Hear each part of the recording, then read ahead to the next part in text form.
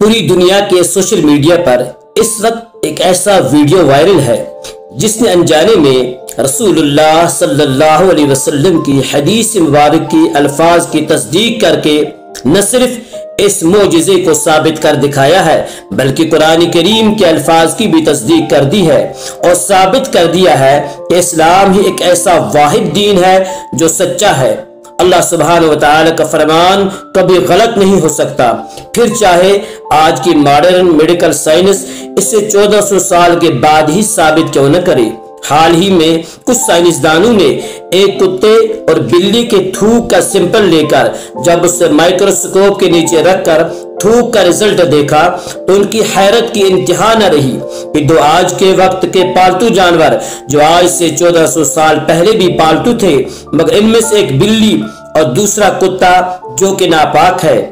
कुत्ते की थूक में बेतहाशा जरासीम मौजूद हैं जो कि साफ तौर पर घूमते हुए दिखाई दे रहे हैं। यही वजह है कि कुत्ते की काटने की वजह से इंसान के नर्वस सिस्टम में ये जरासीम खराबी करके मुख्तलिफ किस्म की बीमारियों की वजह बनते हैं। और दूसरे इसके आसपास नजर आने वाले जरासीम क्या है, हमें इसके बारे में अभी तक कुछ मालूम नहीं कि ये क्या कर सकते हैं और क्या क्या नुकसान पहुंचा सकते हैं।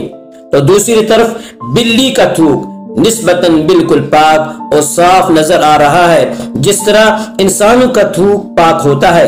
ये बहुत ही ताज्जुब खेज बात है कि दो अलग अलग जानवर जो कि जंगलों में भी रहते हैं और पालतू भी हैं, मगर दोनों की थूक में इस कदर फर्क आज से 1400 साल पहले बिना माइक्रोस्कोप और मेडिकल साइंस के इल्म के बगैर बताना आखिर कैसे मुमकिन है।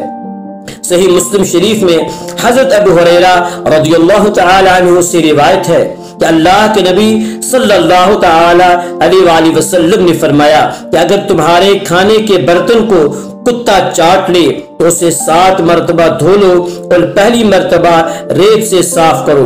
और जाहिर है इसकी वजह ये थी और इसके पीछे हिकमत ये थी कि कुत्ता नापाक है तो कुत्ते का थूक भी नापाक है। बिल्कुल यही अल्फाज सुनन नसाई के अंदर बयान हुए हैं, सिर्फ रेत के बजाय मिट्टी के फर्क के साथ। यानी पहली मर्तबा किसी पाक चीज से इस बर्तन को धोकर मजीद 6 मर्तबा धोने से वो बर्तन पाक होगा, वरना कुत्ते की थूक के असरात बर्तन में मौजूद रहेंगे। सही मुस्लिम में है कि रसूलुल्लाह सल्लल्लाहु तआला अलैहि वसल्लम ने एक शख्स को बिना जरूरत के कुत्ता पालने से मना फरमाया, सिर्फ चोरों से बचाव के लिए और जानवरों की हिफाजत के लिए कुत्ता पालने की इजाजत है, वरना बिना जरूरत के शौकिया जो कुत्ते को रखेगा उसके नामे आमाल में हर रोज एक की रात नेकियां कम होती रहेंगी। एक दूसरी हदीस में है कि जिस घर में कुत्ता हो रहमत के फरिश्ते उस घर में दाखिल नहीं होते।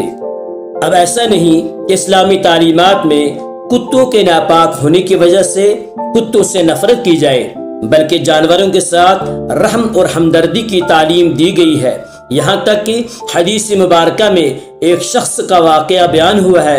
एक शख्स ने एक प्यासे कुत्ते को पानी पिलाया जो कि शिद्दत प्यास से मरने के बिल्कुल करीब था, तो अल्लाह सुब्हानहु व तआला ने इसी एक अमल की वजह से उसकी मग़फ़िरत फरमा दी।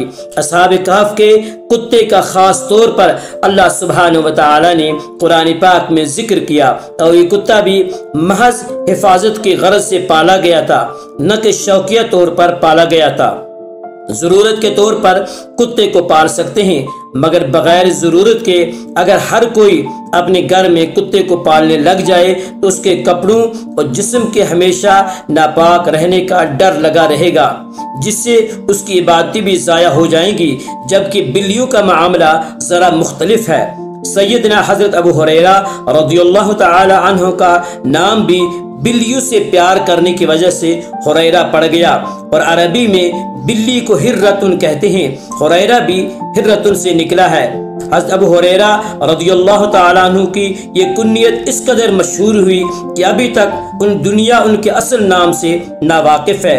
बिल्ली एक पाक जानवर है और खुद की सफाई सुथराई रखना बिल्ली को बहुत पसंद है। और हदीस मुबारका में है कि एक औरत को بلی کو بھوکا پیاسا رکھ کر مارنے کی وجہ سے اللہ سبحانہ و تعالی نے جہنم میں ڈال دیا۔